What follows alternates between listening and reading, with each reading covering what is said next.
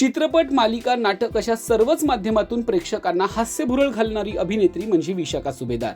अचूक टायमिंग, हजरजबाबीपणा आणि भन्नाट कॅरेक्टर्स यामुळे विशाखा यांची कॉमेडी प्रेक्षकांना कायमच भावली आहे. केवळ विनोदी भूमिकाच नव्हे तर मालिकेतून त्यांनी साकारलेली खलनायिकाही तितकीच लोकप्रिय ठरली. मंच हास्य जत्रेचा असो किंवा नाटकाचा, विशाखा सुभेदार प्रवेश घेताच बॅटिंग सुरू करतात. त्या बऱ्याचदा कामासोबतच आपल्या वैयक्तिक आयुष्यावरही बोलत असतात. त्यांची स्वामी भक्ती तर सर्वांनाच ठाऊक आहे. याच स्वामी भक्तीविषयी आणि अध्यात्माविषयी त्यांना इंटेलेक्च्युअल टॉक्स या पॉडकास्टमध्ये विचारण्यात आलं. त्यावर स्वामी मला माहीतच नव्हते असं म्हणत विशाखा सुभेदार यांनी आपला संपूर्ण स्वामी भक्तीचा प्रवास उलगडला. विशाखा म्हणाल्या की माझ्या आईकडे असताना मला फक्त गणपती बाप्पा मोरया एवढाच देव मला माहित होता आणि मग पुढे नृत्यामुळे नटराज माहित झाला.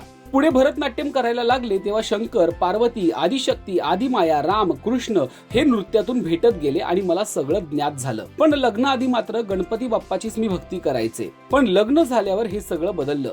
जेव्हा मी सुभेदारांच्या घरी आले तेव्हा घरात सगळे स्वामी भक्त होते. तेव्हा मला वाटायचं कोण आहेत हे स्वामी, मला माहीतच नव्हतं. अचानक आपल्या समोर काय आलंय, घरात हा फोटो सुद्धा आहे, काहीच कळत नव्हतं.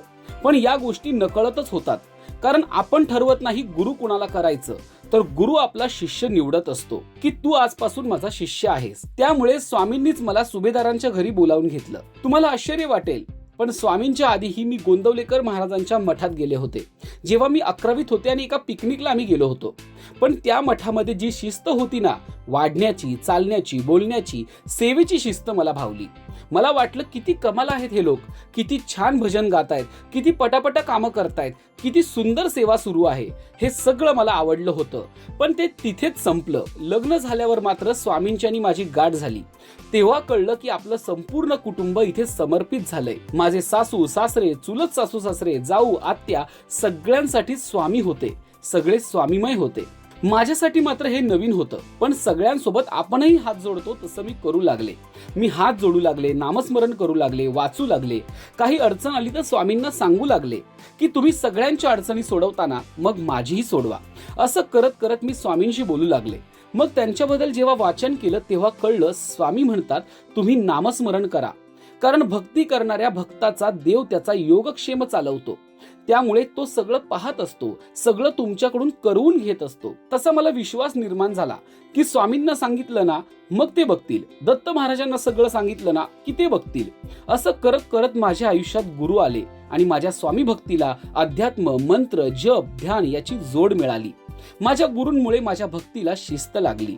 पण मनापासून सांगते की त्याआधी खरंच मला स्वामी कोण आहेत हे माहित नव्हतं. विशाखा शिंदेची सुभेदार झाले तेव्हा माझ्या आयुष्यात स्वामी आले. अशा शब्दात विशाखा सुभेदार आपल्या स्वामी भक्तीविषयी बोलल्या आहेत. तुम्हालाही स्वामींची अशीच प्रचिती आली आहे का? आणि आली असेल तर तो अनुभव कमेंट मधून नक्की शेअर करा.